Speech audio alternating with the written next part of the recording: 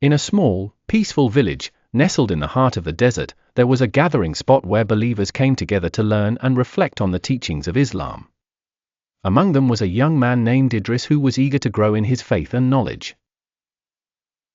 One day, the elder scholar of the village, Sheikh Amir, chose to share an insightful hadith with its profound lessons. Sheikh Amir recounted, a long time ago, in the blessed era of our beloved Prophet Muhammad, peace be upon him, a companion named Al-Mughira bin Shu shared a moment of learning with the Prophet. One day, the Prophet, peace be upon him, went out to answer the call of nature. Al-Mughira followed him, carrying a tumbler filled with water.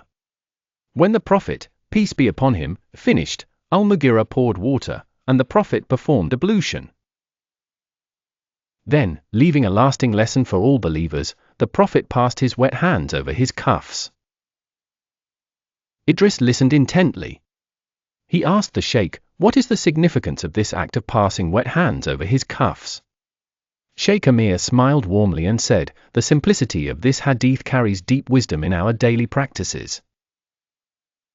Firstly, it highlights the ease and mercy in the Sharia, making ablution while wearing cuffs accommodates a believer's needs without hardship. It shows us the importance Islam places on cleanliness and preparedness, as maintaining purity is essential for our prayers. By performing ablution promptly, the Prophet, peace be upon him, demonstrated the readiness one should have for worship and mindfulness of Allah.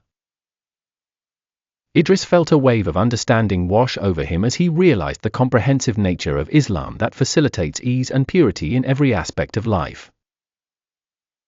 The hadith reflected adherence to faith without complicating one's life, emphasizing Allah's mercy and compassion.